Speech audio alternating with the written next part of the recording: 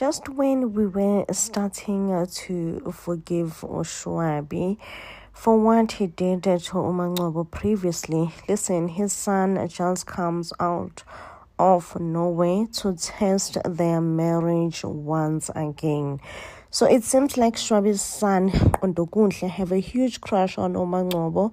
And as soon as Umangcobo resisted, because Umangcobo obviously is thinking she is an adult in this whole situation, she cannot be engaging children. She went and reported Uqundokuhle kuShwabi, but guess what? uShwabi took Uqundokuhle's side, and Uqundokuhle, being a typical teenager, he decided to run away from home.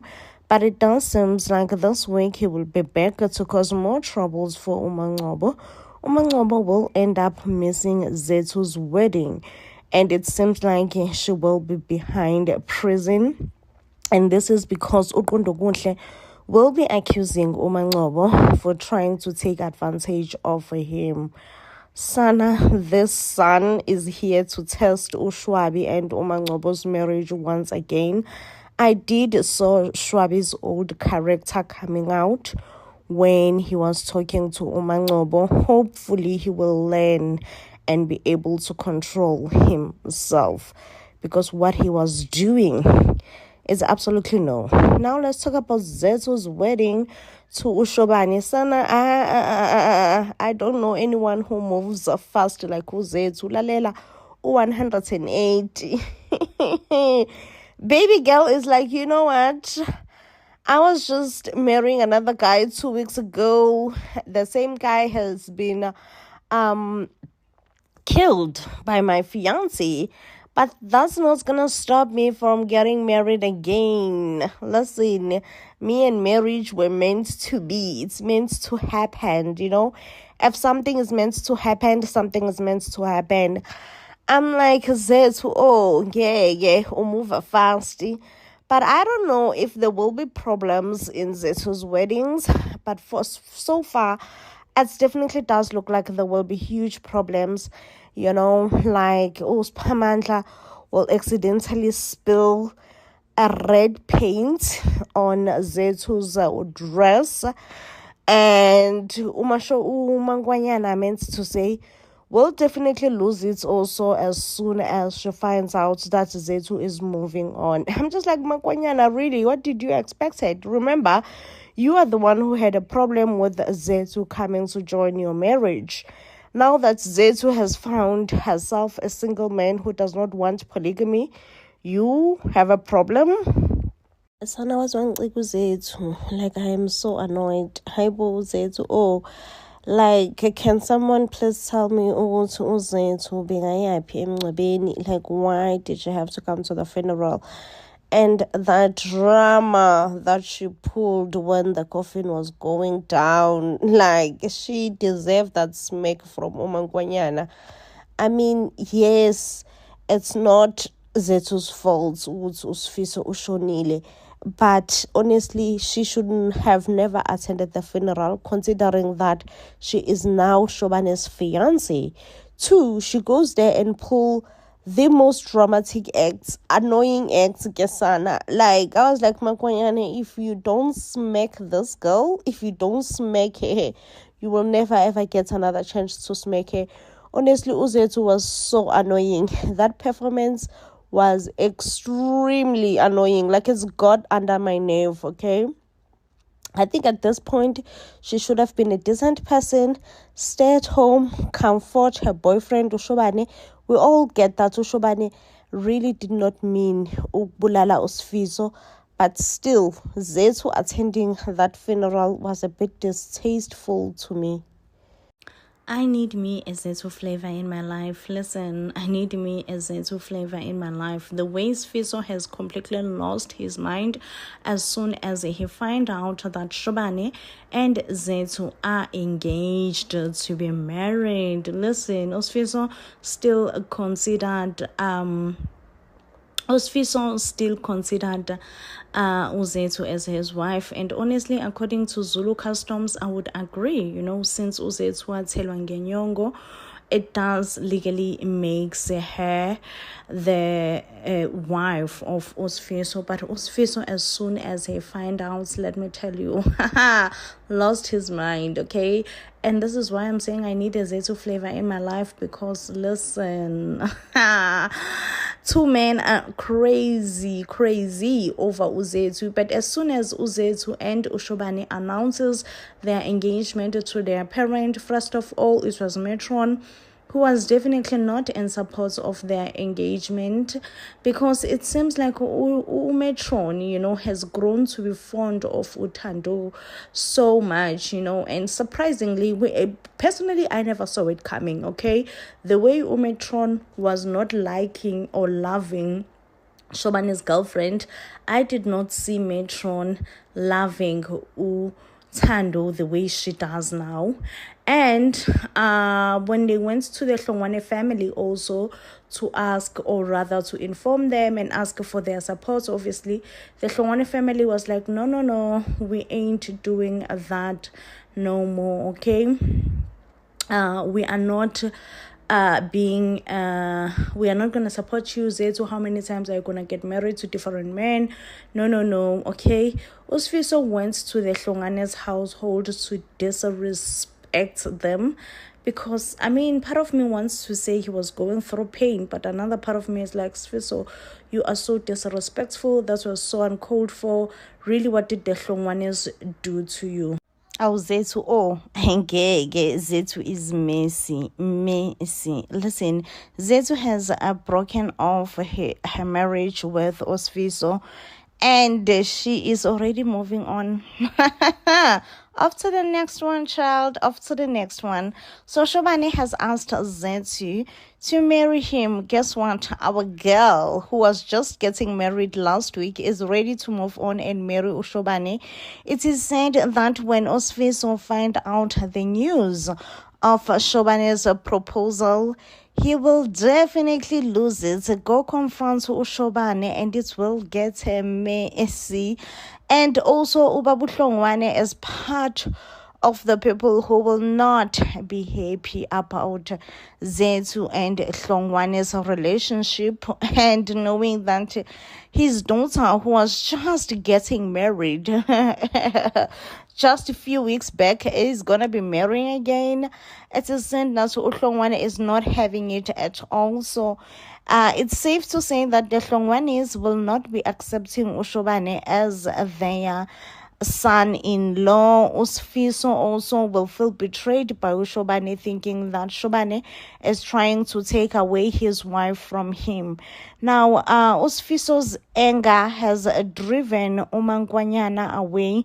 Mangwanyana has finally chose self-love and loved the marriage, okay? I do feel like whatever that is happening in Sfiso's life, it serves him right. He had such a good, perfect wife in Mangwanyana, obedient, someone who is willing to go through all the limits of the world for him, but he was greedy and definitely not satisfied, wanted more, and keep on wanting more, because why did he needed a second wife in the first place? That is a biggest question that we keep on asking ourselves. Okay, of course he did hide around the ancestors, this and the other thing, but whatever it is, I feel like it serves him right that Mangwanyana has decided to leave him. Now we also have Uspa and Uphilile. It breaks my heart, the relationship between Uspamandla and Uphilile. Yes, Uphilile is not willing to meet Uspamandla halfway, especially because she just did not want Uspamandla to have any sort of relationship with his biological father. But I feel like ever since Uspamandla has found a sense of belonging in Ngaraji and in the Hlongwane family, knowing that he belongs within the Hlongwane family, it seems like almost all his life, that's the only thing he has ever longed for, to belong.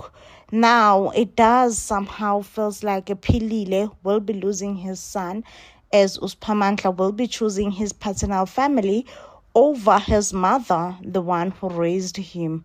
Sad, Gesana, I am so sad, but I wish Uphilile would also say why he has, or rather she has, this huge grudge over Ungaraji and just not allowing Ungaraji to be part of Uspamandla's life. Sana iwishi on homecoming. Zethu finally returns, and listen, she is ready to leave her marriage with Osfiso and jump to another man's arms.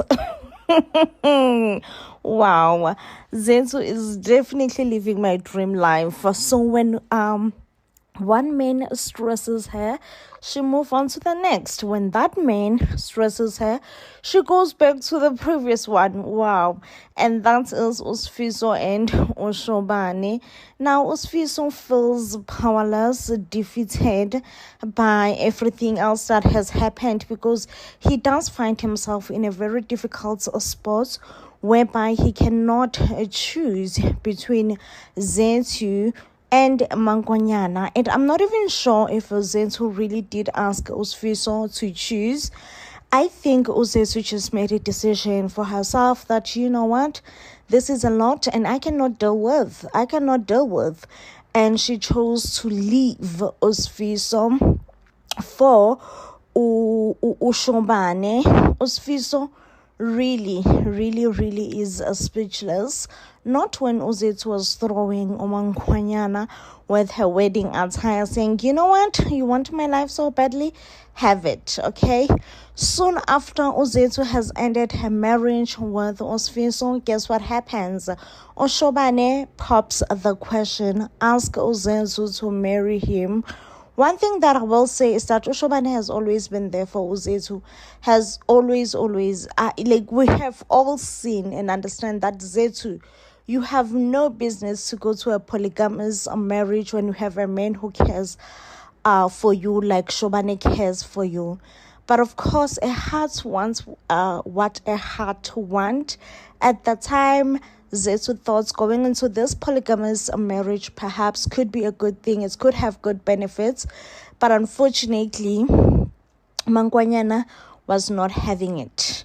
Now I want to talk about Metron. You remember how Metron was giving Uthando hard time after she found out that Uthando and Oshobane are seeing each other?